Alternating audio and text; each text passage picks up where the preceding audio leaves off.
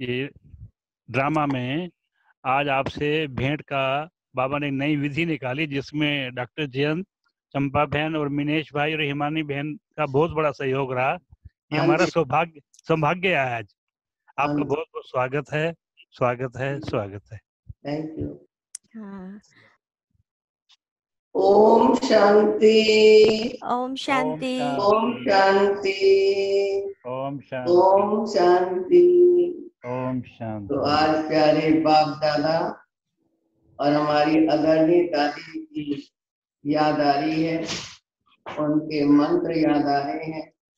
दादी के हर प्रोग्राम में ये मंत्र गूंजते थे कि मैं कौन, मेरा कौन और मुझे क्या करना। तो आज दादी जी भी याद आ रहे हैं, क्योंकि दादी जी की भी पालना नहीं है। तो मैं शांत स्वरूप आत्मा हूँ, बाबा शांति का सागर है और मेरा घर शांति है। तो हमें इस समृद्धि से अपना जो भी बाबा हमारे से बुलवाएंगे तो वो आप सुनेंगे। तो आज के अवसर पर प्राणेश्वर बाप दादा को दिल से शुक्रिया। हमारे अति स्नेही पवित्र युगल डॉक्टर जयंत भाई और चंपा बहन, तो आपका दिल्ली दरबार दिल से आप जो सेवा के निमित्त हैं, तो आपका बहुत बहुत मैं धन्यवाद करती हूँ। और दूसरा जो आपके सहयोगी साथी हैं, मिनेश भाई और हिमानी बहन और बड़ोदरा के साथी ब्राह्मण परिवार को दिल से दुआएं और शुक्रिया, बहुत बहुत शुक्रिया, धन्यवाद जो आपने हमें सेवा का मौका दिया। संगम युग कल्याणकारी युग है और विश्व कल्याणकारी बाप के हम बच्चे हैं। तो हमारा तो ड्रामा के अंदर जो भी सीन आता है, हर बात में कल्याण ही कल्याण है। बाबा ने हमें बहुत पहले से, बाबा ने कहा ना कि बहुत समय पहले का अभ्यास हमारा अंत में काम आएगा। तो बाबा ने अचानक का पाठ तो बहुत समय से पढ़ाया है, तो नथिंग न्यू, हमारे लिए कोई नई बात नहीं है।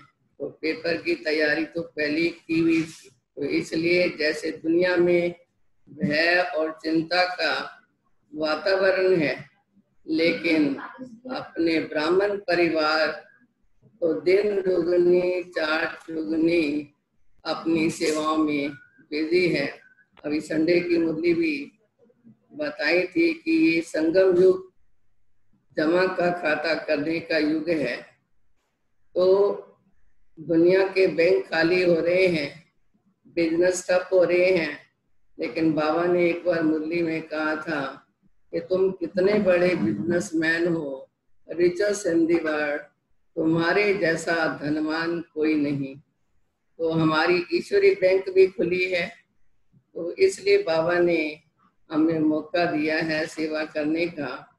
तो बाबा हर मुरली में कहता है कि सेवा के अंदर नवीनता। संडे में भी बाबा ने कहा था कि तीखा सेवा का साधन कौन सा है? समर्थ संकल्प, समर्थ बोल, समर्थ कर्म। तो दुनिया वालों के लिए बहुत चिंता का विषय है, तो हम भी शुभ चिंतक हैं। तो आज कितना बीमारी को खत्म करने के लिए कितना सैनिटाइजर कर रहे हैं, कितना कुछ कर रहे हैं, लेकिन हमारा सैनिटाइजर पूरे विश्व को कैसे ठीक करेगा? हमारा तप का बल, हमारी पवित्रता का बल, हमारा ज्ञान का बल ही ऐसा सैनिटाइजर है जो पूरे विश्व का वातावरण ही शुद्ध कर रहा है और सब बीमारियों से मुक्त करने वाला। तो ब्राह्मण परिवार सब सेंटर्स के भाई बहन सुनने में आ रहा है कि सब तपस्या में लगे हुए हैं। तो जैसे एनुअल पेपर होते हैं स्कूलों के अंदर, तो पहले से ही छुट्टियां दी जाती हैं ताकि हम तैयारी करें। तो बाबा ने भी हमें कितना टाइम, एक महीना हो गया है अभी, और आगे गवर्नमेंट ने आगे डेट बढ़ा दी है। तो बाबा हमारा कितना शुभ चिंतक है, रहम दिल है, जो हमें इतना टाइम दे रहा है कि बच्चे अभी भी समय के हर सेकंड हर पल को सफल करो, अब नहीं तो कभी नहीं। तो इसलिए हमें जो मौका मिला है उसका फायदा ही करना है। तो इसलिए हमारा कल्याण तो हो ही नहीं सकता है। जैसे हम राजा की कहानी सुनी थी ना, कि राजा मंत्री जब शिकार में गए तो राजा की उंगली कट गई, तो मंत्री ने कहा इसमें भी कल्याण। तो राजा को गुस्सा आया कि अरे मेरी उंगली कट गई है और इसको कल्याण। उसने कहा अच्छा चल तेरे को जेल में मैं बंद करता हूँ। उसको जेल में बंद करके वो अपना शिकार करने गया। तो रास्ते में राजा को पकड़ लिया कुछ लोगों ने, क्योंकि उन्होंने बलि चढ़ानी थी। तो राजा को जब देखा उसकी उंगली कटी हुई है, तो उन्होंने राजा को छोड़ दिया कि ये तो खंडित है। तो फिर राजा को विचार आया कि इसमें क्या कल्याण है। फिर राजा ने मंत्री से पूछा भाई इसमें क्या कल्याण था। तो मंत्री ने बोला राजन अगर मैं आपके साथ जाता तो फिर मेरी बलि हो जाती। तो इसलिए यही कल्याण है। तो इसलिए जो भी वातावरण हमारे सामने है, तो इस कल्याण के अंदर भी कल्याण समाया होता है। तो इसलिए हमें तपस्वी आत्माओं को तप से हर समस्या का हल करना है।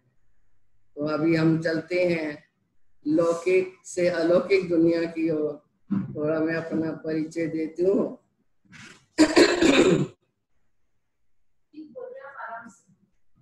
तो मेरा लौकिक जन्म का परिचय है पाकिस्तान में। कहते हैं मेरा जन्म भी संघर्ष से शुरू हुआ। तो जन्म ही पाकिस्तान मुल्तान में हुआ 1947 में। तो मुझे कुछ भी पता नहीं, मैं कितने महीने की थी मुझे कुछ भी पता नहीं। तो हम सन 47 पार्टीशन के टाइम दिल्ली में आए। दिल्ली में भी अजमेरी गेट में रहते थे। मेरा बचपन मेरी पढ़ाई अजमेरी गेट में ही हुई। तो हमारे घर के नजदीक एक साधुओं की कुटिया थी। तो हमारा परिवार भी बड़ा धार्मिक विचारों का था, पूजा पाठ करने वाला था। हमारे माताजी साधुओं के आश्रम में जाती थी तो मुझे भी साथ ले जाती थी। 40-50 साधु थे जिनके पास हम लोग जाते थे और बैठते थे। हमें बहुत अच्छा लगता था।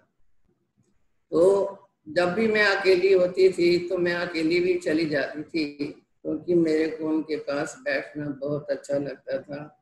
यानी शुरू से ही हमारे अंदर बहुत वैरागी विचार थे। तो मेरे बचपन में ही माता पिता का देहांत हो गया तो मेरे को और भी वैराग आ गया। तो 12वीं तक मैंने पढ़ाई पढ़ी थी। उसके बाद 21 साल की उम्र के अंदर हमारे भाइयों ने हमारी शादी कर दी। हमारा मना करने के बाद भी मेरा दिल था मैं भी किसी आश्रम के अंदर रहूं, लेकिन उस समय कोई ऐसा वातावरण नहीं था, कोई आश्रम नहीं था। कम से कम 69 की ये बात है। तो शादी हमारी हो गई। तो हम दोनों के विचार बहुत सात्विक थे, बहुत अच्छे थे। तो 73 में रामलीला ग्राउंड में एक आध्यात्मिक मेला लगा था। हमारे में से कुछ किताबें और कैलेंडर लेके आए और कहने लगे कि मैं अब तेरे को छोड़ दूंगा। हमने कहा भाई क्यों छोड़ दोगे, हमें तो कोई पता ही नहीं, क्यों छोड़ दोगे। कहा बस मैं तो अब तेरे को छोड़ दूंगा। अब भूमिका तो पहले से ही तैयार थी। तो इस तरह से भाई साहब एयरफोर्स में सर्विस करते थे। हम लोग हैदराबाद से आए थे। तो हैदराबाद में चले गए, किताबें मैं पढ़ती रही, लेकिन मुझे समझ नहीं आया कि भी ये क्या है। पढ़ती जरूर थी, दिल से पढ़ती थी। लेकिन जब हमारी हैदराबाद से चंडीगढ़ में ट्रांसफर हुई तो हमने ब्रह्मा कुमारी आश्रम ढूंढना शुरू किया। तो हमने आते ही कोर्स किया और बहुत अच्छा लगा। बहनों का सादा जीवन और वो वातावरण, तो जो मैं बचपन में इतनी मानसिक तनाव में रहती थी, बहुत गुस्सा करता थी, बहुत अशांति रहती थी, तो नींद भी नहीं आती थी, बेचैनी रहती थी, तो मुझे समझ नहीं आता था कि ये सब क्यों होता है। तो जब मुझे ज्ञान मिला तो जैसे ही मैं आश्रम के अंदर पैर रखा तो मुझे ऐसे लगा कि जिसको मैं ढूंढ रही थी मैं उस स्थान पर पहुंच गई हूँ। मुझे बहुत अच्छा लगा। वहां पर अचल बहन जी और अमीर चंद जी की पालना हमें मिली। वो हमें बहुत देते थे, बहुत चाहते थे। उस समय मेरी उम्र कम से कम 26-27 वर्ष की थी। तो सब कहते थे इनकी शादी हुई हुई है, तो मैं उस समय लगती नहीं थी। वैसे पूछते थे कि आपकी शादी हुई हुई है, तो मैं कहती थी हाँ हुई है। तो लोगों को विश्वास ही नहीं होता था, बहनों को भी विश्वास नहीं होता था, क्योंकि फिर मैं उनसे पूछती थी कि ऐसा जीवन बनाने के लिए कितनी पढ़ाई चाहिए। वो हंसती थी, कहती पहले कोर्स तो कर लो। तो फिर ऐसे ही उन्होंने कहा कि आप 2 दिन आके रहो। फिर मैं 2 दिन क्या रही, फिर मैं वापिस आई नहीं। और हमारे परिवार में जब हम दोनों का ही कोई बंधन नहीं था तो परिवार वालों ने तो बंधन डाला ही नहीं। फिर हमने भाई साहब से कहा भाई मेरा मन करता है मैं भी ऐसा जीवन बनाऊं। तो भाई साहब ने बड़े खुशी से छुट्टी दे दी। तो मैं फिर चंडीगढ़ में रहने लगी और भाई साहब का ट्रांसफर शिमला में हो गया। भाई साहब का ट्रांसफर शिमला में हो गया। तो 4.5 साल उन्होंने बहुत सेवा की, जो बहनों का दिल ही जीत लिया। अब बहनें उनको छुट्टी नहीं दे, कहा तुम्हें तो शिमला में ही रहना है। अब भाई साहब का दिल था मैं दिल्ली का रहने वाला हूँ, मैं तो दिल्ली में ही रहूंगा। मैंने कहा मैं तो चंडीगढ़ रहूंगी। तो उन्होंने कहा ठीक है, जैसे आपकी खुशी वैसे आप रहो, ठीक है ना। तो फिर हम 10 साल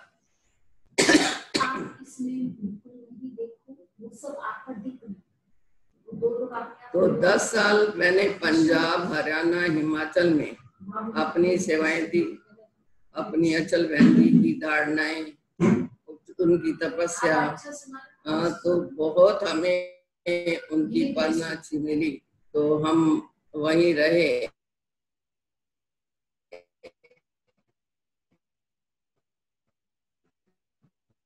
तो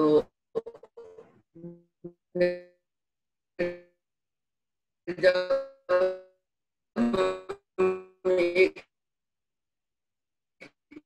बार तो मैं आपके साथ रहूंगी, मैंने कहा नहीं भी मैंने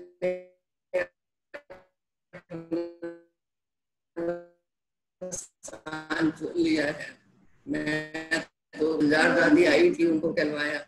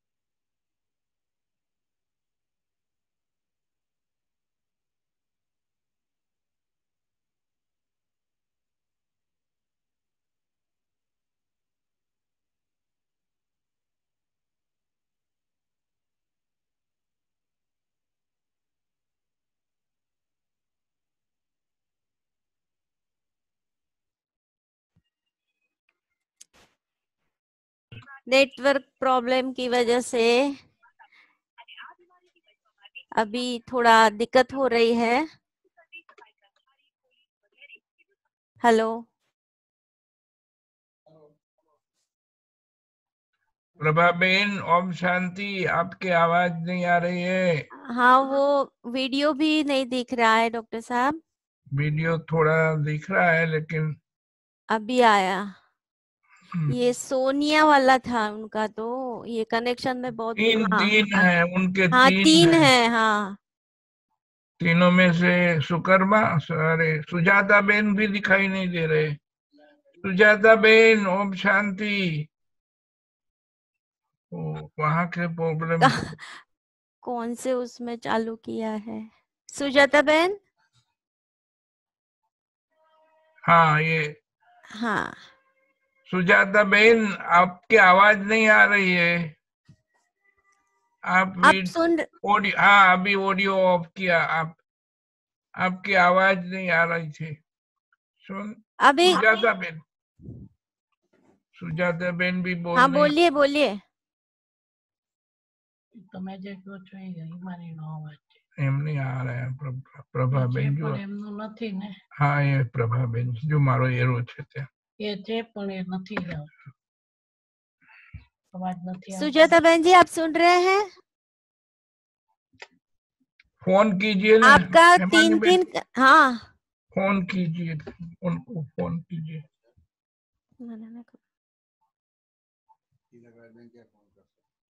तिलक राज भाई जी। बोलो दीदी। हाँ, फोन करना पड़ेगा थोड़ा बहन जी को। हाँ, करता हूँ। क्योंकि उनके तीन कनेक्शन है। ठीक है, एक होगा ना तो अच्छा रहेगा। अच्छा, मैं करता हूँ। क्योंकि तीन की वजह से वो इको भी आ रहा है।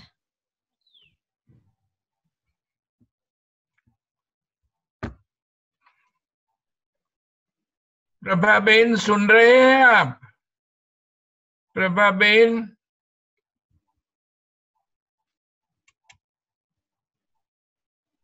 वहां से अनम्यूट कीजिए सुजाता बहन।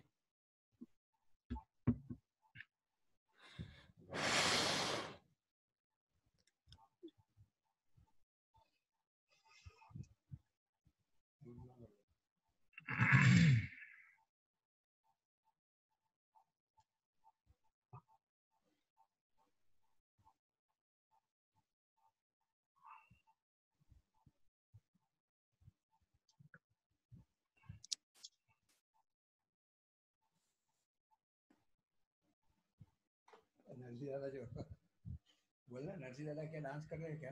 कहाँ? बोला नरसी दादा एक्सरसाइज कर रहे, डांस कर रहे हैं। नरसी दादा, आप एक्सरसाइज कर रहे हैं या डांस कर रहे हैं? क्या कर रहे हैं?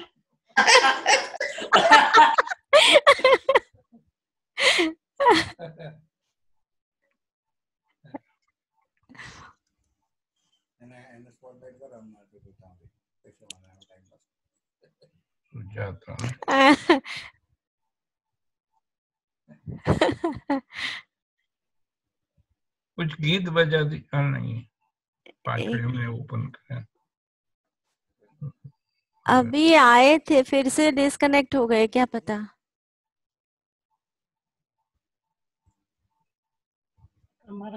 आ गए।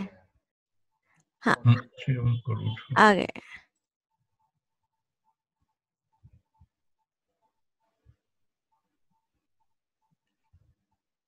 हाँ, ओम शांति। आपकी आवाज नहीं आ रही है। वायरस या कोविड-19 से आज पूरा देश लड़ रहा है, पर याद रहे, हमें बीमारी से लड़ना है, बीमार से नहीं। उनसे भेदभाव मत। हेलो सुजाता बहन, ओम शांति। हाँ, आ रही है आवाज हमारी? आपकी नहीं आ रही है, वहां से अनम्यूट कीजिए। सुजाता बहन, आपकी आवाज नहीं आ रही है। आप ना नोकिया 2.1 में ऑडियो वीडियो दोनों दे दीजिए कनेक्शन। नोकिया में? नोकिया 2.1। नोकिया 2.1 अच्छा, उसमें कर, हाँ उसमें करिए नोकिया। हाँ वही है, उसी में किया है। नहीं ये अलग में है। वो मैंने नाम रीनेम किया, वो नोकिया था, वहां अच्छा पे मैंने रीनेम करके इनका नाम लगाया है। प्रभाबेन, हाँ हाँ, ठीक है। तो वो नोकिया ही है ये वाला। તમને કઈ 3 માંથી नहीं connection ये કરો ને वही नोकिया वाला ही प्रभाबेन नाम लिख दिया है हम हाँ लोगों। मैंने रीनेम किया है डॉक्टर साहब। कर लीजिए आपके तरफ से, हमारी तरफ से हो गया है। तो यहाँ नोकिया नहीं दिखा रहा है। बाबा उसको कट कीजिए, उसके वजह से नहीं हो रहा है आपको। सोनिया बाबा को कैंसिल कीजिए। सुन रहे हो आप हेमानी बेन? हाँ हाँ कनेक्शन दिए थे ना ऑडियो वीडियो वाला,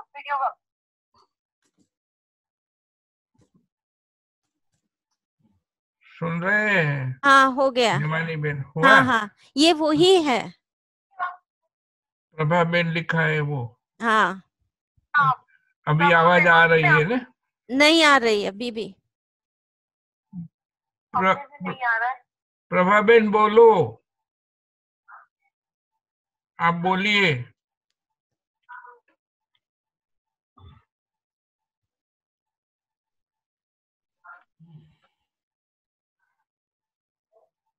नहीं, आवाज नहीं आ रहा है। नहीं आ रही है आवाज।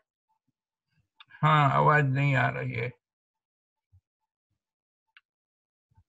तो यहाँ से बंद, यहाँ से ना, तो यहाँ से बंद नहीं है। आप एक बार देखिए, सुजाता और सोनिया बाबा और प्रभा बहन, ये तीनों में चेक कीजिए। सिर्फ प्रभा बहन में ही आपको कनेक्शन देनी है दोनों। ये वो वीडियो नहीं दिखाता है, प्रज्ञा बेन पात्रा में नहीं दिखाता है, वीडियो नहीं है, ऑडियो बंद है। प्रज्ञा बेन पात्रा, हेलो प्रज्ञा बेन पात्रा में वीडियो ऑफ है, वीडियो ऑडियो दोनों ऑफ है। वो यहाँ से नहीं हो रहा है पर। हाँ अभी हुआ है। कनेक्शन दे रहे, अभी बोलिए मतलब इसी को ही लगा लेती हूँ। उसको हटा दीजिए, नहीं इसमें कनेक्शन है, हाँ इसमें हटा दीजिए पूरा। ठीक है, अभी आपकी आवाज आ रही है। प्रज्ञा बेन ने बंद कर दिया फिर।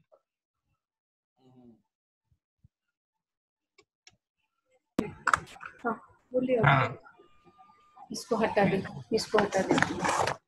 हाँ अभी बराबर है। ऐसा करो, बंद करके रिस्टार्ट करो इसको। ओम शांति। हाँ ओम अभी आ रहा है। शांति, ओम वेरी गुड शांति, वेरी ओम गुड, शांति। आ गया आवाज। हाँ अभी वीडियो सेट कीजिए, वीडियो सेट करो। हाँ हाँ। वीडियो सेट कीजिए। अभी आ रहे हैं वीडियो सभी? हाँ वेरी गुड। अभी थोड़ा ऊंचा कीजिए। हाँ थोड़ा सा। हाँ नहीं, थोड़ा नीचे, थोड़ा मुझे, बस। बस राइट। ओके अभी स्टेडी कीजिए मोबाइल को स्टेडी कीजिए। हाथ में पकड़ेंगे तो हिलता रहता है। हाँ जी, अभी ठीक आ रहा है। अभी ठीक है, शुरू कीजिए। दोनों आ रहे हैं। ठीक है। हाँ बोलिए। ओम शांति। हाँ ओके। तो हम फिर दिल्ली में गुलजार दादी के आज्ञा अनुसार हम दिल्ली आश्रम में रहे। तो कालका जी के अंदर अपना आश्रम खुला हुआ है। तो एक माता जी, इस सेंटर का नाम था बापू भवन। तो ये गांधी निधि वालों के नाम से बना हुआ था। तो इस बापू भवन को एक माता जी चलाती थी, जिन्होंने महात्मा गांधी जी के साथ काम किया। तो इस हॉल के अंदर चरखा भी काटते थे और गीता भी पढ़ते थे, और गांधी जी की जो भी शिक्षाएं थी, सत्य, हिंसा, पवित्रता का भी ज्ञान देते थे। और हरिजन के बच्चे जहाँ पर ज्यादा पढ़ते थे आके। तो धीरे धीरे क्या हुआ, हरिजन के बच्चे, हरिजन जो थे, हरिजन वाले, वो मकान बेच के जाने लगे। तो बच्चे भी चले गए। अब माता जी क्या करे? अब उस माता जी ने सुना हुआ था ब्रह्मा कुमारियां साक्षात्कार कराती हैं।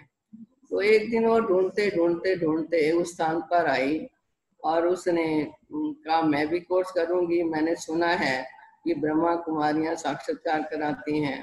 तो उस माता जी को बाबा ने ट्रांस में 7 दिन का कोर्स कराया। तो उसको तो नशा ही चढ़ गया। तो उसने फिर क्या किया, पहले हमें औदा हॉल दिया, ये 200 गज की जगह बनी है।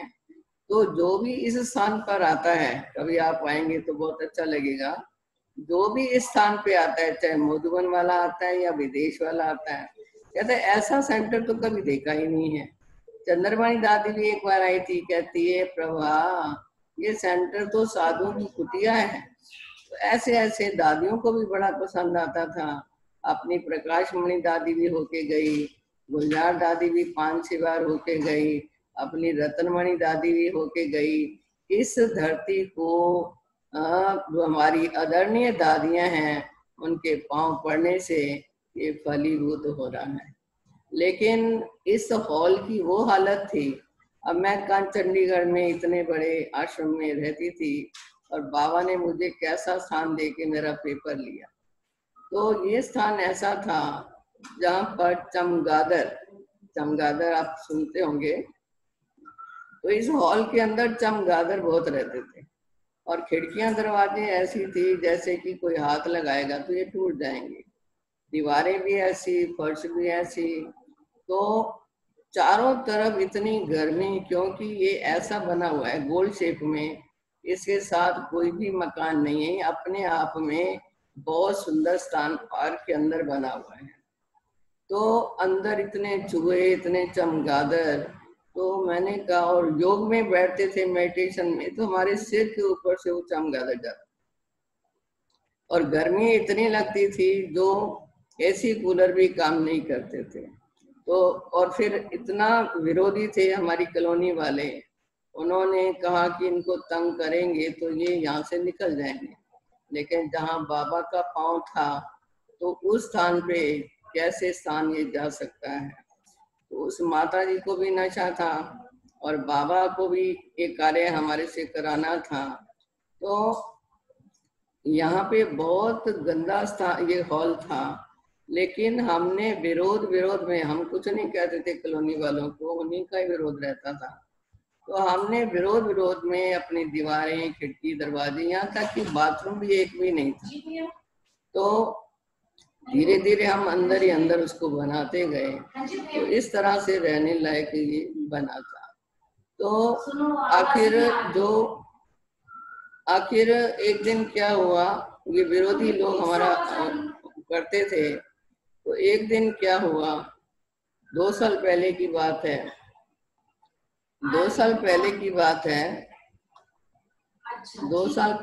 बात है, जो विरोधी था वो मधुबन गया। तो उसने क्या देखा कि इतना अच्छा कार्य कर रहे हैं, इतना सुंदर बना हुआ है। उसको वहां पे आंसू आ गए। उसने कहा, मैं जिन बहनों को इतना तंग करता हूँ, मैं तो जाके माफी मांगूंगा। ऐसा उसके मन में आया। और जब मधुबन से आया तो उसने आके हमारे से माफी मांगी कि मैंने आपको बहुत तंग किया है।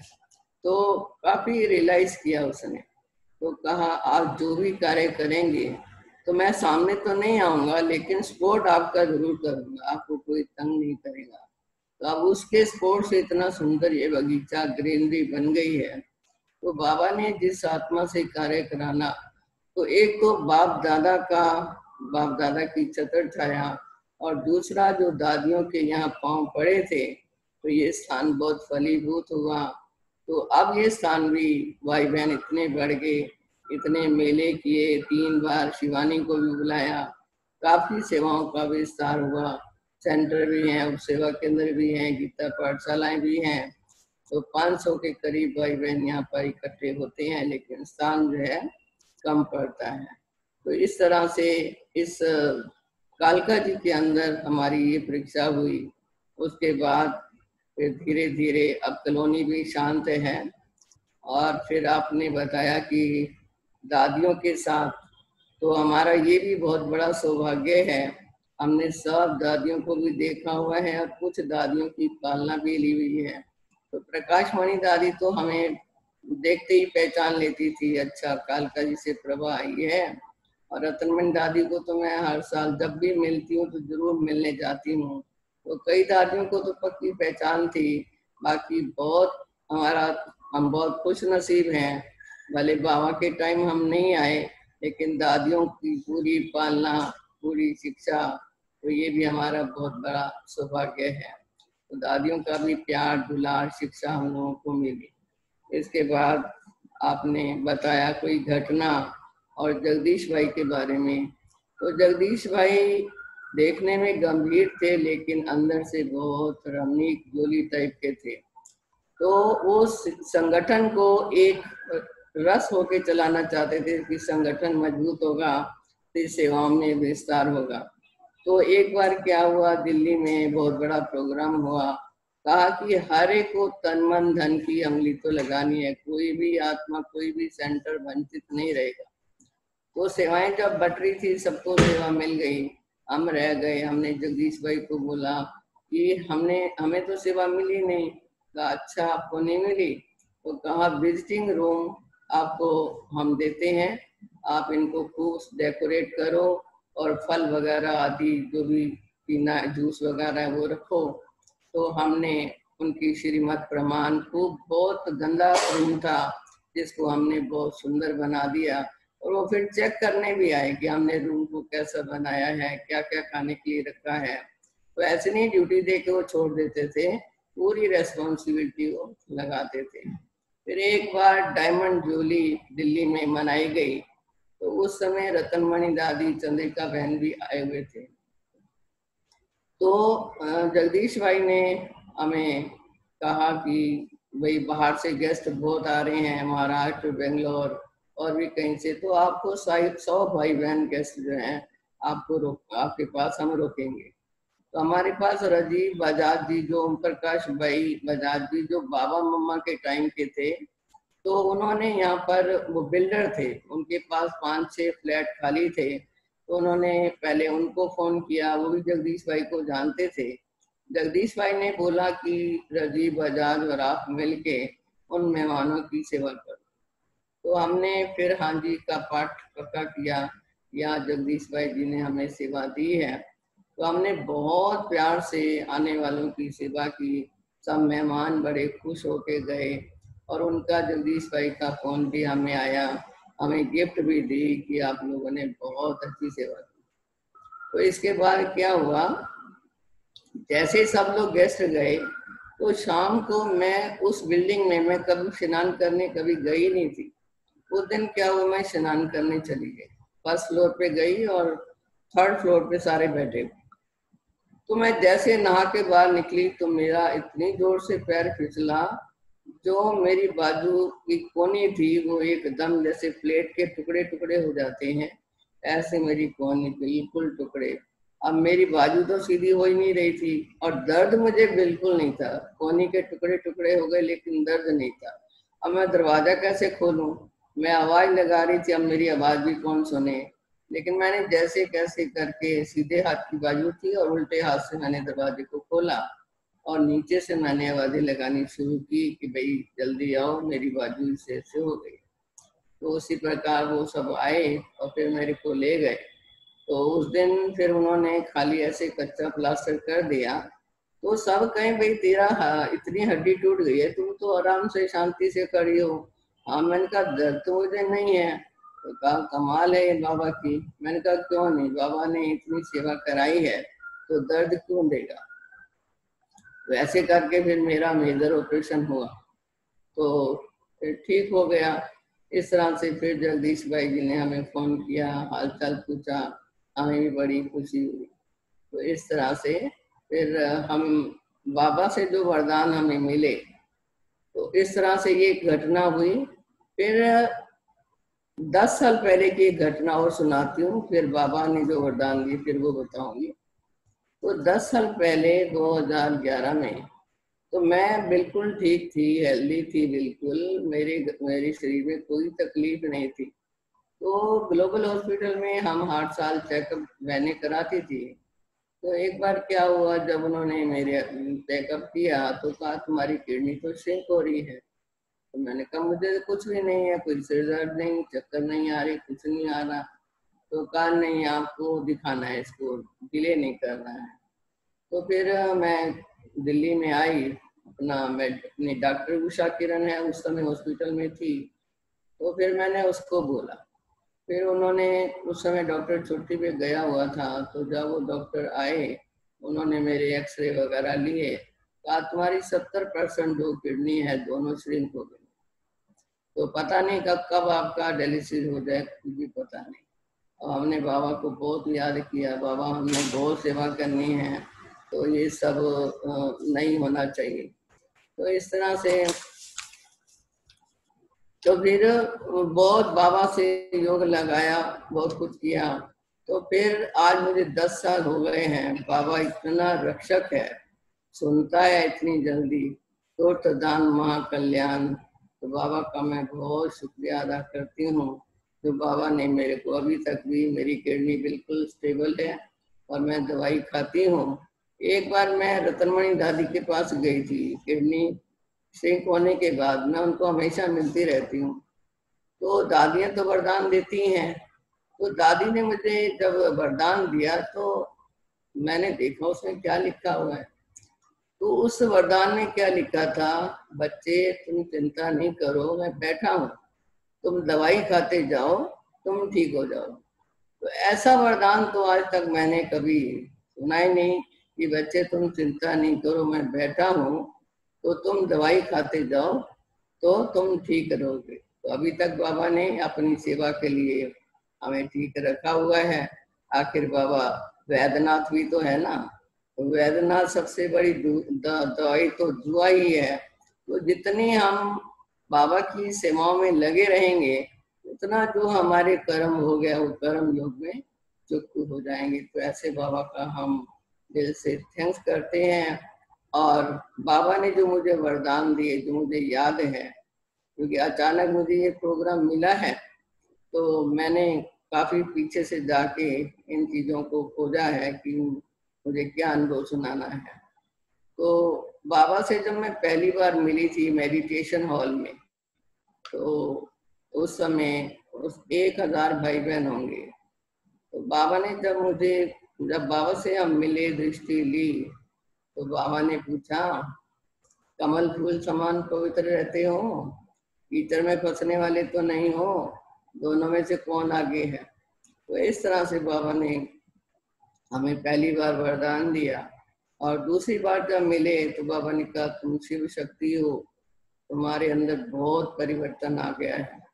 तो तीसरी बार क्या हुआ, जब सुंदरी बहन जी ने कहा कि मैं तुम्हारे साथ रहूंगी, वो रहे नहीं, हम रूट के मधुबन चले गए। हम 2 मास आराम से सेवा की। फिर जब बाबा आए हुए थे, सुंदरी बहन जी मुझे बाबा के आगे ले गए। तो बाबा को बोला, देखो बाबा, ये यहाँ बैठी है और वहाँ सेवा है। तो बाबा कहते, आप बच्ची, आपको जाना चाहिए ना। तो मैंने कहा, बाबा सेवा ही तो करनी है, चाहे मधुबन करें या फिर कहीं और करें। तो बाबा ने मुझे वरदान दिया, विशेष बच्चे विशेष जगह ही रहते हैं। तो ऐसे कहा के बाबा ने खुश कर दिया। तो फिर वापस सुंदरी बहन जी के पास यहाँ आए।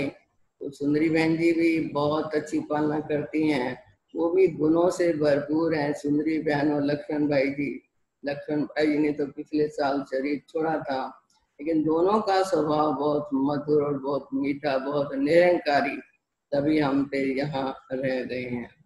तो इस तरह से हमारी लौकिक अलौकिक की यात्रा चलती आई है, जो हमारे जीवन के अंदर समय प्रति समय परिवर्तन आया है। और आगे भी जो बाबा अभी शिक्षाएं दे रहे हैं, उनके ऊपर चलते हुए हम अपनी स्वोन्नति और विश्व की उन्नति के लिए, जैसे आजकल चल रहा है, अपना लॉकडाउन चल रहा है, इसमें तो विशेष अटेंशन जाता है। हम लोग 3 बजे से उठ के ना योग भट्टी करते हैं, बीच में खाना पीना भी चलता है। तो इस तरह से हम सोच रहे थे, लेकिन पहले से भी ज्यादा जो बाबा कहते हैं सेवा में नवीनता। अब सन 37 के अंदर ओम ध्वनि से सेवा शुरू हुई, फिर प्रदर्शनी शुरू हुई, फिर प्रोजेक्टर शुरू हुए, फिर मेले हुए।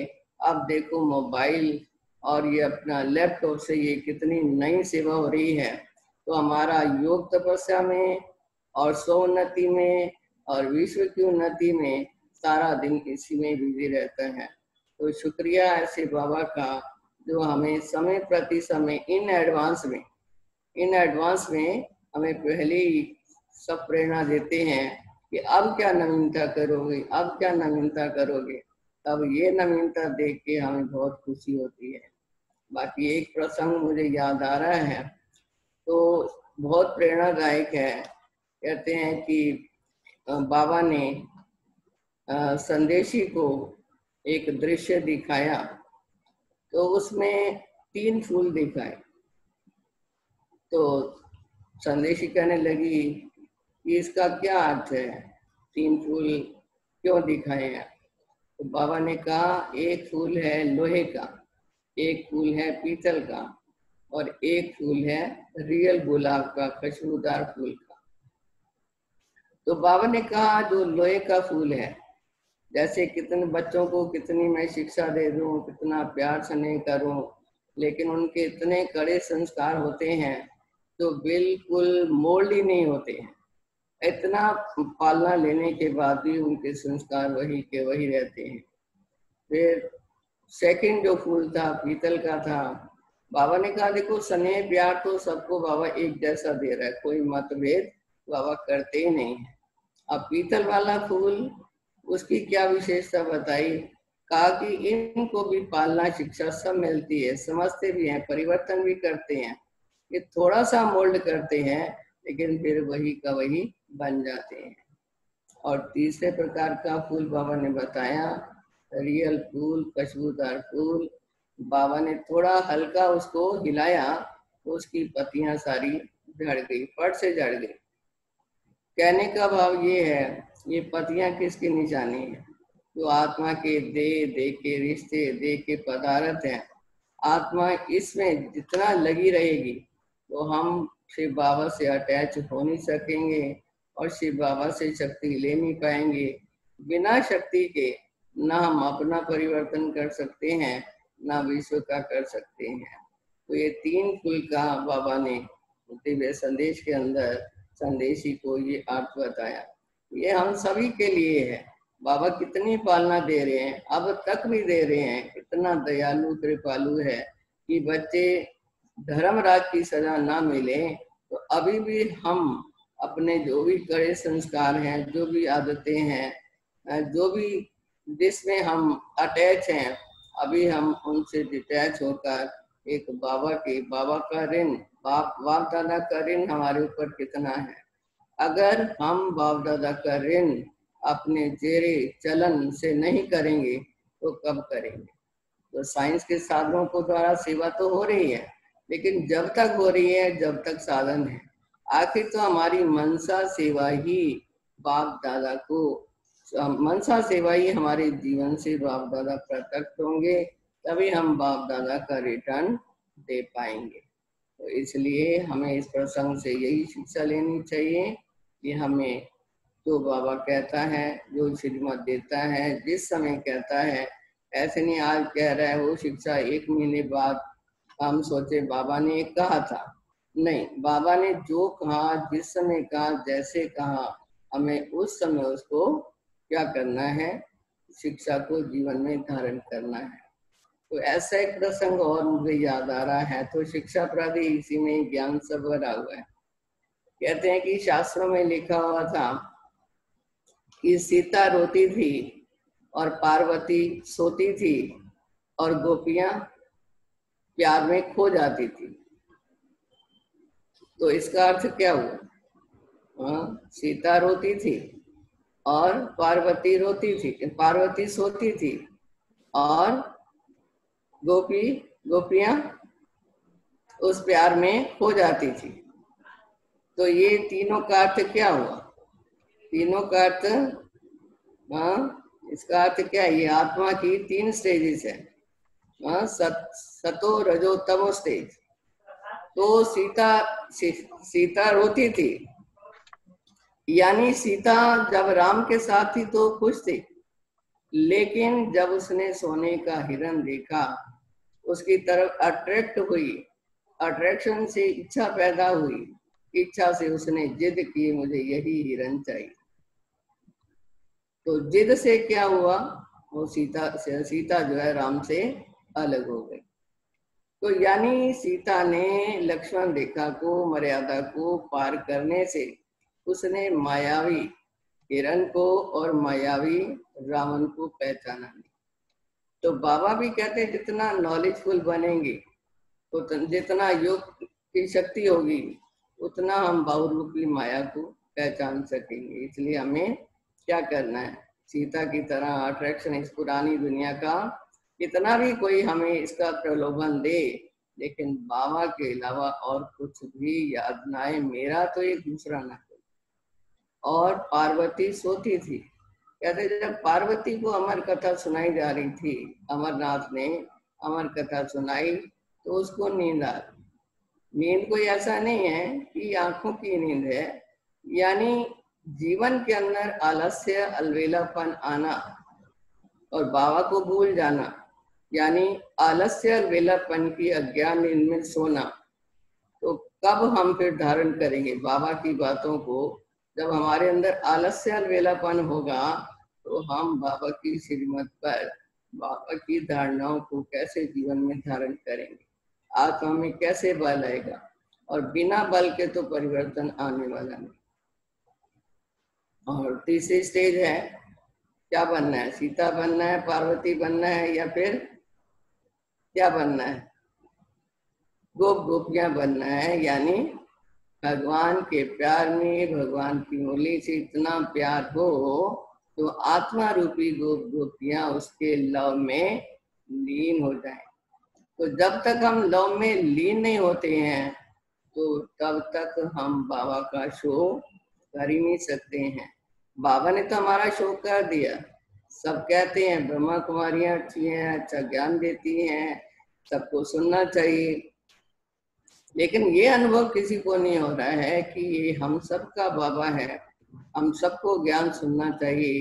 अभी तक बच्चों ने वो शो नहीं किया। तो इसलिए सन शोज फादर, हम बच्चों को, हमारा कर्तव्य क्या है, हम बाप दादा से इतना कुछ ले रहे हैं, इतना कुछ ले रहे हैं, 5000 वर्ष के लिए हम लेते ही जा रहे हैं। अंत भी देखो, अंत का जन्म भी देखो, हम दुनिया की भेंट में कितना अच्छे बैठे हुए हैं, भगवान की गोद में बैठे हुए हैं। दुनिया तो चिंता और भय से जी रही है, अटैक आ रहे हैं, सुसाइड कर रहे हैं, हमारा लास्ट जन्म भी कितना सुंदर है। तो इसलिए अपने भाग्य के गुण गाते रहना चाहिए।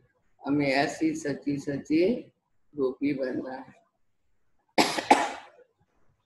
बाकी ज्ञान तो अथाह है, लेकिन हमारे जीवन का जो अनुभव है, तो जो भी एक बात और मुझे याद आ रही है, हमारा जो भी तन मन धन जो भी कुछ था, भाई साहब की प्रॉपर्टी थी, जो कुछ भी था, सोना था, एक बार मैंने दादी को बोला ये सारा जेवर आप रख लो। मैं गुलजार दादी को बोला, गुलजार दादी मुझे प्रकाशमणि दादी के पास ले गई।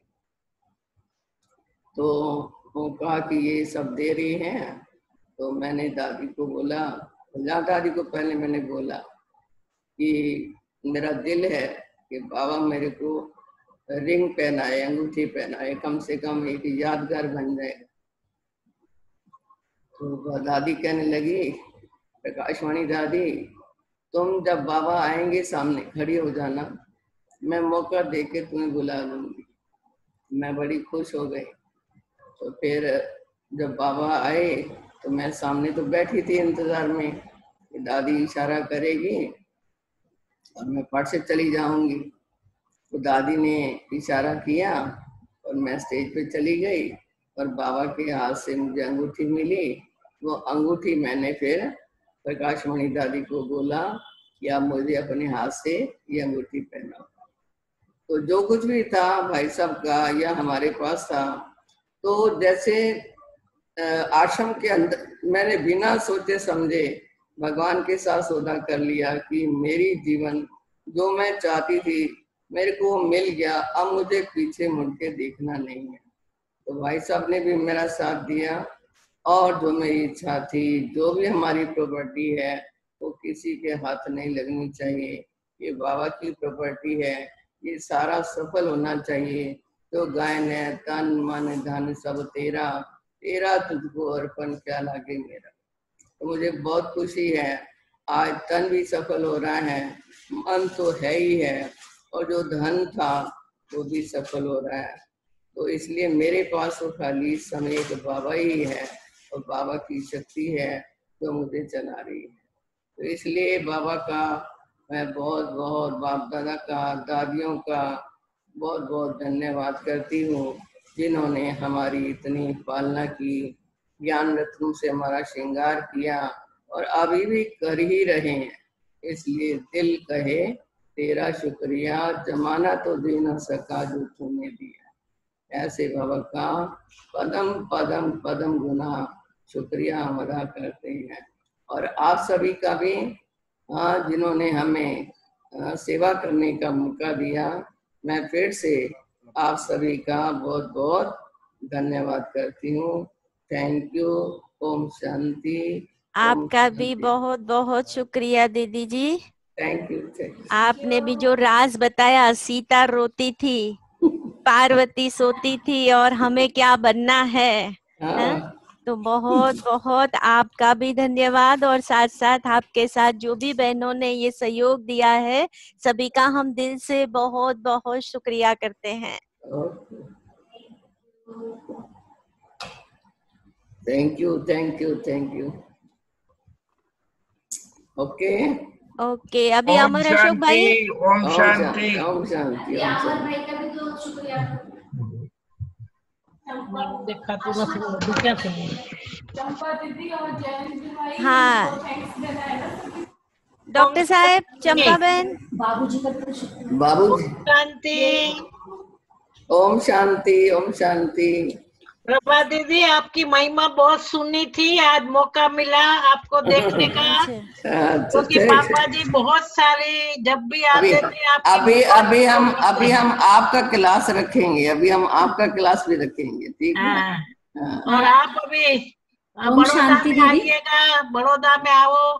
जरूर जरूर जरूर। आप चंपा दीदी जी बोल रहे हैं ना? हाँ, मैं चंपा बहन बोल रही हूँ। अच्छा। कल हम तिलकराज भाई जी से पूछ रहे थे, हमें ठीक से परिचय नहीं था, तो हमने कहा कि जैन भाई साहब और चंपा दीदी कौन है, कौन वहाँ के बड़े दीदी है, इंचार्ज दीदी। तो बहुत अच्छी हमें बात लगी कि बाबा कहते हैं कि ऐसी युगल जोड़ी हो जो सारे संसार के लिए एग्जाम्पल बन जाए। तो इतना अच्छा लगा, हमारा दिल गदगद हुआ कि बड़ौदा में करेली सेंटर पर क्या नाम है? चंपा बहन जी। चंपा बहन और जयंत भाई जी। हाँ, चंपा। हाँ जी। तो फिर हम लोगों को बड़ा अच्छा लगा कि आप दोनों मिलकर के, बाप दादा ने आप दोनों को छुट्टी दी गंधर्व विवाह की, और इतने अच्छे ढंग से आपने बाबा की यज्ञ की सेवा में साथ दिया। इतना अच्छा ब्राह्मण परिवार, आपके क्लास के इतने अच्छे भाई बहन, ये हमारे मिनेश भाई जी और हिमानी दीदी और तिलकराज भाई ने सारा हमें आप लोगों का परिचय दिया। तो कितना बड़ा धन्यवाद। तो बड़ी दीदी कहते हैं तिलकराज जी का भी धन्यवाद। हाँ, बड़ी दीदी कहते हैं कि हमारे डॉक्टर साहब का, मतलब जैन भाई साहब का, चंपा दीदी जी का, हिमानी दीदी का और मिनेश भाई साहब का, और अपने जो बड़ौदा करेले सेंटर के सारे भाई बहनों का बहुत बहुत बहुत दिल से धन्यवाद, शुक्रिया, ढेर सारी दुआएं। और अशोक भाई साहब और तिलकराज भाई साहब का भी दिल से शुक्रिया, धन्यवाद। आज आपने सुंदरी बहन को याद किया। हाँ, सुंदरी बहन भी यहाँ आके गए हैं, और हम लोगों ने साथ में भट्टी की थी। जब अव्यक्त बाप दादा के साथ पहला हमारा ग्रुप गया था, ये डिवाइन युगल का, तो हम लोग साथ में थे और उनसे हमारा भी बहुत प्यार था। शुक्ला दीदी भी हमारे साथ थे, हम सब साथ में थे। और उस समय भी अव्यक्त बाप दादा ने बहुत अच्छा नजारा दिया था। मैं उसकी बात बताऊं, उस दिन सब हमको भट्टी में बुलाया था। हम लगभग 13 युगल थे और हर भट्टी में उस समय बाबा जरूर होते थे, आते थे और सबको मिलते थे। हमारे समय में ऐसा हुआ कि गुलजार दादी दिल्ली थे और हम युगल सब थे मधुबन में। तो हमने फिर बड़ी दीदी थी उस समय, तो बड़ी दीदी को कहा कि बड़ी दीदी हमको भी बाबा मिलना चाहिए। हम सब इकट्ठे होके गए। तो बड़ी दीदी तो आप जानते हो एकदम स्ट्रिक्ट है, कहते चुप, ऐसे जल्दी ऐसे इकट्ठे होके ये हंगामा नहीं करो। हमने हंसते हंसते किया था। तो फिर हमने चुप हो गए और हमने सबने मिलकर कहा कि ठीक है, जैसे आपकी आज्ञा। फिर हुआ क्या कि उस समय भोग में गए मोहिनी बेन। तो मोहिनी बेन ट्रांस में गए और हम बड़ी दीदी भी बाजू में बैठे थे, हम भी बाजू में बैठे थे। और थोड़ी देर के बाद अचानक भोग से हम देख रहे थे कि मोहिनी बेन के बदले बाबा आए। बाबा आके दृष्टि दी, सबको दृष्टि दी। उससे पता चला कि ये बाबा थे। तो हम बच्चों की कैसे आस बाबा भी पूरी करते हैं, ये हमने उस दिन अनुभव किया। उसके बाद बाबा आके सबको दृष्टि दी कि इतनी प्यार भरी दृष्टि दी, सभी खुश हो गए। फिर वापस गए ट्रांस में। फिर वापस बाबा गए।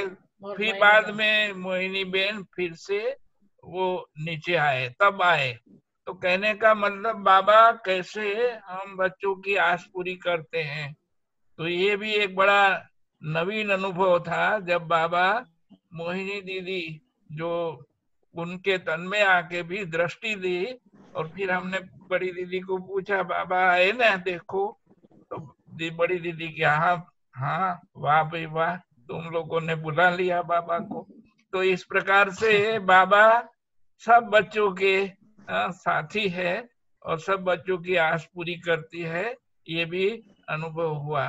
सुंदरी बहन और भाई जी तो हमारे साथ बहुत समय मिलते जुलते रहते हैं। यहाँ भी बड़ौदा में भी आ गए हैं।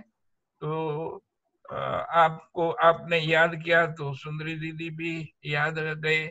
और आप सब भी, आप भी तो ऐसे ही कर रहे हो। आपके युगल कहाँ है? आपके अभी कहाँ है? भाई जी को बुला रहे, ओम शांति कराते हैं। थोड़ी तबीयत ठीक नहीं है अभी उनकी आजकल थोड़ी सी तबीयत ढीली है, बुला लेते हैं थोड़ा। लेकिन अच्छा बुला लीजिए तो अच्छा है, क्योंकि आपका भी तो अनन्य, आप भी अनन्य हो और बहुत सेवा की भाई साहब ने बहुत सेवा की।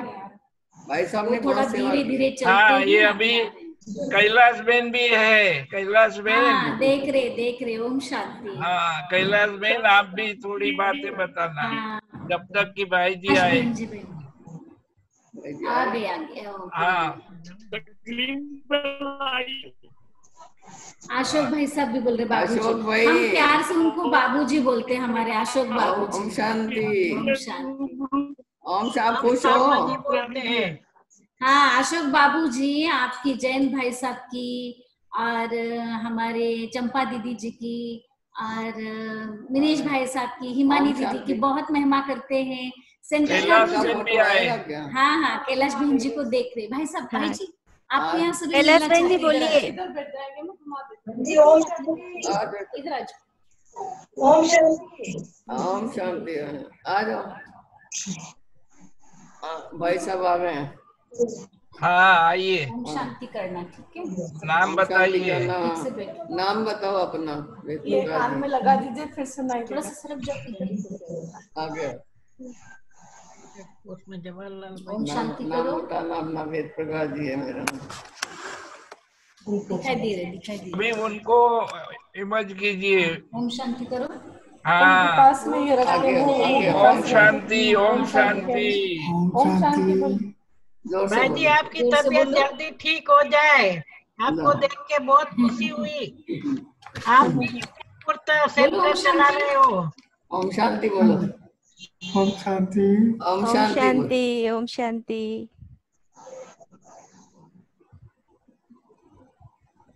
चलो, आपने इतनी सेवाएं की हैं, सभी आपको ब्लेसिंग दे रहे हैं। बहुत जल्दी जल्दी तबीयत देखो, अच्छी हो गुजरात जाए। से आपसे मिल रहे हैं। हो जाएगी। आपको मिलके बहुत खुशी हुई। कह रहे हैं हो जाएगी ठीक। हाँ, हो जाएगी। हो जाएगी। और जवाहर भाई भी जो है ना दिल्ली में एयरफोर्स में, जवाहर भाई को आप पहचानते हो? जवाहर भाई और कोकिला बेन। रिजोरी गार्डन। अभी कोकिला बेन नहीं है, जवाहर भाई है। जवाहर भाई, हाँ बोलो, पहचानता हूँ। हाँ, शरीर छोड़ा ना कोकिला बेन। कोकिला बेन ने शरीर। भाई जी का नाम क्या है? नाम बताओ। वेद प्रकाश। वेद प्रकाश। वेद प्रकाश भाई। अच्छा, वेद प्रकाश भाई। अभी यहाँ हमारे एक वेद प्रकाश है, सुन रहे हैं वो भी। आप सबको बोलो दिल्ली आओ। बहुत अच्छा। दिल्ली आओ, बोलो दिल्ली आओ। दिल्ली तो जरूर आएंगे, दिल्ली तो जरूर। आप सभी को दिल्ली हमारा। आप गुजरात में आइए। अच्छा, मेरा आवाज नहीं जाएगा? आवाज आता है, आपका भी आता है, दोनों का आवाज। सभी को निमंत्रण है, आप दिल्ली में आओ। वहाँ का लोटस टेम्पल है, कालका मंदिर है, एस्कॉन मंदिर है, सारे मंदिर कालका जी में है। एस्कॉन मंदिर है, लोटस टेम्पल है, तो सारा इतिहास दर्शनीय स्थल है अपना कालका जी। अच्छा। और अपना सेंटर तो और ही अपने में बहुत अच्छा है, सब लोग बहुत इसकी तारीफ। हाँ, ये तो अभी सुना ना हमने, बहुत अच्छा। हाँ जी। पापा जी तो हम पापा जी कहते हैं अशोक भाई को। हाँ जी, बहुत महिमा करते हैं पापा जी, और अभी तो बहुत खुश है। पहले नहीं आए, माता जी कैलाश में ध्यान में चली, लेकिन अभी बहुत खुश है। हम बिल्कुल चेंज हो गया। अच्छा। दिनेश भाई क्यों नहीं बोल रहे आज? हाँ, तो आज बाबूजी, हम बाबूजी कहते हैं उनको। हाँ, बाबूजी कहते हैं। बाबूजी कहते हैं। अच्छा, मिनेश भाई आप अभी अपनी कमेंट को। हाँ, 1 मिनट, वो उनका वीडियो चालू कर रहे हैं। अच्छा। अमर अशोक भाई का। अच्छा। अमर अशोक भाई भी आपको मिलेंगे। हाँ जी। 82 लोग सुन रहे थे सब लोग। अच्छा। आज सारे 75 लोग आए हुए हैं। अच्छा जी। 75 है। बहुत अच्छी सेवा हो गई। ठीक है। अमर भाई। हाँ, वो दिखाई नहीं दे रहे हैं। 1 मिनट, अमर अशोक भाई को ढूंढ रहे हैं। ये 4 स्क्रीन में कहीं गुम हो गए हैं। और उनका वीडियो भी ऑफ है, इसीलिए ढूंढने में दिक्कत हो रही है। अच्छा, वीडियो भी ऑफ है। हाँ, किसका?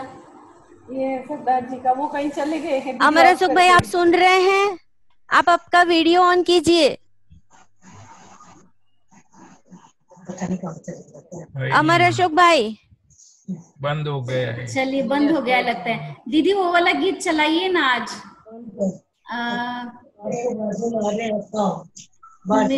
मिनेश भाई साहब। हाँ, कौन सा? वो गीत है ना दीदी, आजा लौट के आजा मेरी मीत। हाँ, मुरली सॉन्ग। हाँ, मुरली सॉन्ग है। हाँ, आजकल वीडियो में आता है ना, वो दादी जी की, बाबा की वीडियो मिलन की आती, बहुत सुंदर गीत है वो। अच्छा। हाँ, उसमें बाबा मिनेश भाई है ना, बहुत गीत क्या बोले, प्रसंग के अनुसार बहुत अच्छे गीत बजाते। आज क्यों बोल नहीं रहे मिनेश भाई? हाँ। मिनेश भाई जी कहाँ पर है? 1 मिनट, लो ये बजाओ ना। वो गीत दीदी को बहुत अच्छा लगता है, खो जाते हैं बाबा। हाँ, मुरली सॉन्ग है। हाँ, लौट के आजा मेरे मीत।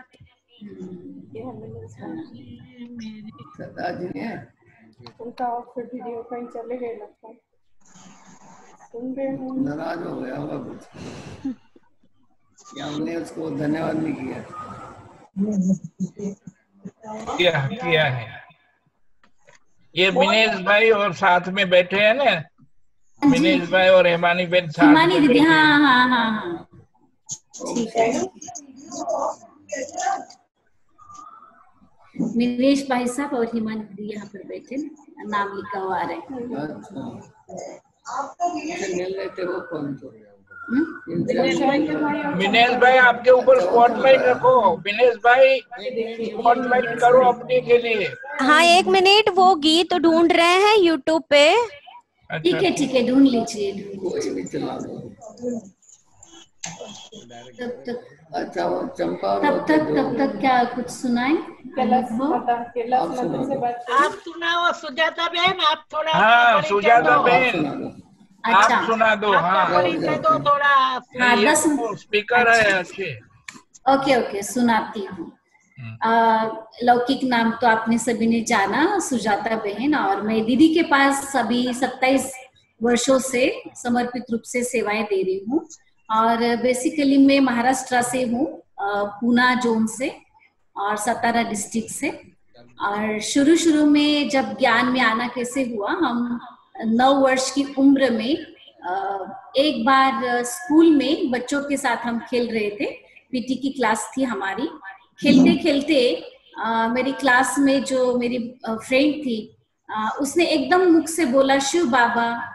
तो जैसे उसने शिव बाबा शब्द बोला तो मुझे बहुत जोर से एकदम खींच होने लगी। मैं शिव बाबा कौन है जानना चाहिए। तो मैं खेलते खेलते एकदम खेल छोड़ करके दौड़कर उसके पास गई और उसका नाम चिंता था। मैंने कहा कि भाई कौन है शिव बाबा? तो उसने मुझे कहा कि वो भगवान है। तो मैंने कहा तुम्हें कैसे पता? कहते मुझे इतना ही पता है, मेरी मम्मा कहती बाबा बाबा को हो, शिव बाबा को। मैंने कहा अच्छा। फिर हम क्लास में गए, टीचर अभी पढ़ा रहे थे। चालू रखिए हाँ तो हाँ ठीक है। तो फिर क्या हुआ, फिर वापस हमारा एक सेशन क्लास चल रहा था, सर पढ़ा रहे थे। तो अब क्या हुआ, अचानक ही शिव बाबा नाम सुनने के बाद वो सेशन तो चल रहा है, मैं टीचर से सुन रही हूँ, लेकिन अभी मेरे बुद्धि में बार बार शिव बाबा शिव बाबा शिव बाबा ऐसे गूंजने लगा। तो क्लास की आवाज आ रही है ना? हाँ आ रही है। जैसे ही क्लास की छुट्टी हुई तो मैंने वो फ्रेंड को तुरंत जाके पकड़ा और मैंने कहा भाई रुको और अभी मुझे लेके चलो, मुझे शिव बाबा को देखना है। तो फिर जब हम गए तो हमने अपने घर में आंगन में ही स्कूल बैग ऐसे करके डाल दिया और आगे उसके साथ में गई। तो हमारे परिवार के जो बड़े होते हैं, दादाजी ताया जी, उनका पूरा परिवार बॉम्बे में रहता था। तो एक दादा दादी वहां रहते थे, वो बॉम्बे में गए थे, उनको बाबा का ज्ञान का परिचय मिला था और सिर्फ एक ज्योति बिंदु शिव बाबा का चित्र लेकर आए थे। वो जो 32 गुणों वाला बाबा का ज्योति बिंदु का चित्र लेकर आए थे। तो मैं उस बच्ची के साथ, उस कन्या के साथ गई। तो उसने मुझे बाबा का चित्र दिखाकर ज्योति बिंदु पर अपनी अंगुली का इशारा करके बोला, ये जो ज्योति बिंदु है ना, सफेद बिंदु, ये भगवान है, ये शिव बाबा है। तो मैंने कहा अच्छा। मैंने कहा क्या करना होगा? उसने कहा आप यहाँ बैठो, और जैसा उसकी मम्मी ने उसको सिखाया था उतना उसने मुझे बताया। तो कहा कि यहाँ बैठो और इस सफेद बिंदु ज्योति बिंदु को देखो, यही भगवान है। जैसे बड़ी दीदी अपने अनुभव में बताते हैं कि छोटेपन में ही उनको आसमान में देवी देवता दिखते थे, लंबी लंबी सीढ़ी दिखती थी, सीढ़ी पर चढ़ती जा रही हूँ, आसमान में उड़ रही हूँ, और एक लाइट दिखती है और लाइट में से आवाज आती है कि यही भगवान है, यही भगवान का रूप है। तो जैसे दीदी ने अपने अनुभव में सुनाया, तो ऐसे जब मैं वहां बैठी तो बैठते ही मैंने कहा तुम जाओ और मैं बाबा को मिलती हूँ। और उसने मुझे कहा कि इनको देखते जाओ और बोलना ओम शांति शिव बाबा। तो मैं बहुत ही ध्यान से बाबा के स्वरूप को देखती रही और देखते मुझे ऐसे लगा कि जैसे वो है ऐसे मैं हूँ। और पहले जो मैं ओम शांति शिव बाबा, ओम शांति शिव बाबा ऐसे आवाज में बोल रही थी, आवाज मेरी बंद हो गई, एकदम मैं साइलेंस होंगी और आंखें बिल्कुल स्थिर हो गई बाबा के स्वरूप पर, और मन से भी मैं खो गई। और थोड़ी सी देर में ऐसा अनुभव हुआ कि उस बिंदु स्वरूप से इतनी लाइट निकल रही है और पूरे उस रूम में लाइट ही लाइट थी, और उस लाइट में बहुत ही शांति, बहुत ही आनंद, बहुत ही प्यार। और मैं कह रही हूँ कि मुझे अच्छा लग रहा है, मुझे अच्छा लग रहा है। मैं घर गई, मैंने किसी को कुछ बोला नहीं, 1 घंटे तक बैठी रही, मुझे अच्छा लगने लगा। अब मैंने क्या किया, थोड़ी थोड़ी देर बाद जाती थी और वो ज्योति बिंदु शिव बाबा को ऐसे देखती रहती थी घंटों घंटों। फिर रात हो गई तो मुझे नींद नहीं आए, फिर मैं उस बाबा के स्वरूप को सामने लाऊं और घंटों उस स्वरूप में खो जाऊं। ऐसे करते करते हम दोनों की दोस्ती हो गई, शिव बाबा की और मेरी। और मैं उसे लाइट से बातें करती थी। बातें करते करते जब हम स्कूल जाने लगे, मराठी मीडियम में पढ़ते थे, तो सबसे पहला ये अनुभव था कि मैं बाबा के उस चित्र में पढ़ती। तब वहां सेंटर नहीं था, गीता पाठशाला नहीं थी, किसी का ऐसे आना जाना नहीं था। तो जैसे बाबा डायरेक्ट हम बच्चों को प्यार दे रहे, पालना दे रहे, फ्रेंडशिप कर रहे। तो कोई भी बात करनी, बाबा से बात की और ऐसे लगता था उन्होंने सुना और वो कार्य हो गया। तो सबसे पहला जो मेरा अनुभव था कि मैं चित्र में पढ़ा कि शिव बाबा दिव्य बुद्धि विधाता है। तो बहुत सारे ऐसे सब्जेक्ट्स थे जिनमें मुझे बहुत मेहनत करने पर भी मेरी बुद्धि में वो बात नहीं बैठती थी। तो पहले मुझे पढ़ाई में इसलिए इंटरेस्ट नहीं था कि मैंने परिवार वालों को बोला मुझे नहीं पढ़ना, मुझे ऐसा स्कूल में नहीं पढ़ना। और बुद्धि में पढ़ाई न बैठने से, होमवर्क पूरा न होने से, स्कूल में जो फेस करना पड़ता था या टीचर की डांट खानी पड़ती थी, तो जब मुझे डांट मिलती थी तो डांट खाने के बाद मेरा मन थोड़ा सा दुखी होता था।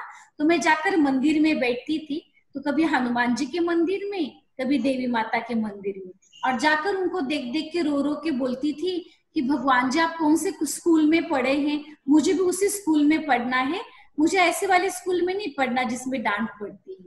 तो मैं बार बार भगवान को बोलती थी कि मुझे भगवान जी उसी स्कूल में पढ़ाओ जिस स्कूल में आप पढ़े हो। समय बीतता गया और हम बड़े होते गए और मैं बाबा को बहुत याद करती गई और सारी स्कूल बैग लेके बाबा के फोटो के आगे रखती थी और कहती थी कि बाबा आप ही मेरे सच्चे पिता हो, आप ही मेरे फ्रेंड हो। तब तक मुझे सेंटर का नहीं पता था, इतना ही पता है कि शिव बाबा है, भगवान है, और वो बाबा के गुण पढ़ पढ़ के मैंने जान लिया कि वो शांति के सागर है, प्यार के सागर है, ज्ञान के सागर है, वो मेरे और मैं उनकी हूँ। और बहुत अच्छे अनुभव होने लगे। तो मैंने देखा कि मैं बाबा के आगे बैठी हूँ, बाबा आइए ना, पढ़ाइए ना, बाबा आइए ना, मुझे पढ़ाइए ना। मान लो मैंने इंग्लिश की बुक खोली, पढ़ी, फिर मैंने मैथ्स पढ़ा। ऐसे करते करते पढ़ते पढ़ते पढ़ते ही 6 महीने के बाद मैंने देखा कि जो चीजें मुझे पहले कितना टीचर पढ़ाते थे समझ नहीं आती थी, तो 6 महीने के बाद मैं लगातार रोज सुबह शाम दोपहर स्कूल के सारे बुक्स लेके बाबा के आगे रख देती थी। और ऐसे करते करते मैंने देखा कि एक बार टीचर पढ़ा रहे हैं और मुझे उनकी जगह बाबा दिख रहे हैं कि बाबा पढ़ा रहे। फिर मैंने ब्रह्मा बाबा का जो देखा था चित्र, तो मुझे ब्रह्मा बाबा के पहले ही जैसे स्वप्न में साक्षात्कार होते थे कि बाबा आते हैं, बाबा सिर पर हाथ रखते हैं, बाबा फिर दृष्टि देते हैं। तो मैंने देखा बाबा पढ़ा रहे। ऐसे करते करते 5th क्लास में मैंने 1st डिवीजन लिया। तो सारे टीचर को लगा कि ये बच्ची जिसको इतना पढ़ाओ और हर एक पेपर में नंबर ही नहीं ले पाती थी और एकदम से 1st डिवीजन कैसे। तो सारे टीचर हमारे घर आए कि क्या बात है। तो मैंने दिखाया कि ये शिव बाबा है, ये सुप्रीम टीचर है, मुझे इन्होंने पढ़ाया। तो उनको भी धीरे धीरे परिचय मिला। तो इस तरीके से हम लोग बाबा के नजदीक जाते गए। ऐसे बहुत बाबा ने अनुभव कराए समर्पित होने के बावजूद भी। फिर कभी मिलेंगे तो बातचीत करेंगे। तो इस तरीके से बाबा ने आगे बढ़ाया, अपना बनाया। बंधन बहुत थे, अकेले थे परिवार में ज्ञान में चलने वाले। सभी ने कहा कि आप ये ब्रह्मा कुमारी बनने का सपना तो छोड़ ही दो। लेकिन हम लोगों ने देखा कि किसी को कुछ नहीं बोला, रात दिन बाबा के आगे बैठते थे। और जैसे वो लोग कुछ भी करने के लिए आते थे, पुलिस को लेके आते थे या मना कर देते थे, नहीं जाना है, दरवाजे में बैठ जाते थे। तो उस समय कुछ न कुछ बाबा ऐसी मदद करता था कि उनको काम पड़ जाते थे और वो जैसे हमारे सामने आते थे, क्या बोलना है वो भूल जाते थे। तो ऐसे बहुत छोटी छोटी चीजें थी। जब तक दीदियों से हमारी मुलाकात हो, सेंटरों से मुलाकात हो, तो बाबा डायरेक्ट पालना देता रहा, सपनों में आकर बातें करता रहा और हम बच्चों को आगे बढ़ाता रहा। तो इस तरीके से हम बाबा के घर आए। 93 में ट्रेनिंग किया और रतनमणि दादी जी ने कहा अभी आप बहुत छोटे हो, वापस जाओ, पढ़ाई करो, 12वीं क्लास तक पढ़ो। तो मैंने कहा अगर मैं लौकिक पढ़ाई पढ़ती हूँ तो मेरी ईश्वरीय पढ़ाई छूट जाती है, ईश्वरी पढ़ाई करती हूँ तो लौकिक पढ़ाई छूट जाती है। तो मैं सारी दुनिया की पढ़ाई छोड़ने को तैयार हूँ, लेकिन मुझे बाबा की पढ़ाई को नहीं छोड़ना है। तो इस तरीके से घर वालों को मैंने बोला मैं 10 दिन के लिए मामा के घर जा रही हूँ, और मैं आ गई किसी किसी के साथ माउंट आबू। उसके बाद से अब तक हम घर नहीं गए फिर फिर माउंट आबू में रह गए, ट्रेनिंग भी किया, बाबा ही मम्मी पापा बना, क्लास के भाई बहनों ने हेल्प किया। फिर 2-3 साल बाद लौकिक परिवार में मिलने गए। ऐसे मधुबन में बहुत सारे भाई है, ज्ञान सरोवर में सुभाष भाई साहब है, पांडवभन में दिनकर भाई जी हैं, और अभी लौकिक परिवार के बहुत सारे लोग ज्ञान में हैं, जो कभी कहते थे कि कोई रिश्ता नहीं है, देखना नहीं है, और आज वो सारा परिवार ज्ञान में है। ऐसे बहुत छोटे छोटे ऐसे अनुभव है जो आप सभी के भी होंगे, और इसको जितना शेयर करो उतना कम है। समय हो रहा है, आप सबका शुक्रिया, थैंक यू। ओम शांति। ओम शांति। ओम शांति। बहुत अच्छा सुजाता बहन, आपने बहुत सुंदर अनुभव सुनाया। बचपन से कैसे बाबा ने डायरेक्ट आपको अच्छा अनुभव कराया और फर्स्ट नंबर दे दिया। हाँ, ये बहुत अच्छे अनुभव है। आपके भी अनुभव सुनने हैं, लेकिन टाइम कम था, नहीं तो अभी भी दोबारा जब आएंगे, जब आपको निमंत्रण जरूर है हमारा। बहुत बहुत ओम शांति। ओम शांति। हाँ, अमर भाई भी देखो आपको मिल रहे हैं, बता रहे हैं। अमर भाई बोलो। मेरी बात कराइए। माता जी, अमर भाई, ओम शांति। अशोक बहुत ही खुश है ना अभी। खुश हो। ओम शांति। ओम शांति। ओम शांति। ओम शांति। ओम शांति। ओम शांति। ओम शांति। ओम शांति। ओम शांति। वेलकम वेलकम बड़ौदा में आपका वेलकम। और मुझे मिलके जाना, आपने सीधा दिल्ली नहीं जाना, मुझे आज मिलके जाना है मेरे घर पे। अच्छा घर पे मिलके जाना है आपने। करेली बाग सेंटर की तरफ से आपका बहुत बहुत थैंक यू, वेलकम, स्वागत। बहुत अच्छा लगा। Thank you. बहुत अच्छा लगा। Thank you. अब आपने फिजिकली भी आना, जब लॉकडाउन खत्म हो जाए मेरी सारी दीदियां आएंगी, सेंटर से आपके सारे बच्चे आएंगे। ठीक है, सब बच्चे आएंगे। Thank you. ओम शांति। ओम शांति। ओम शांति। ओम शांति। ओम शांति। जयंत भाई और चंपा बा की तरफ से को इलाज स्वीटी को इधर लाओ। Thank you. ओम शांति। ओम शांति।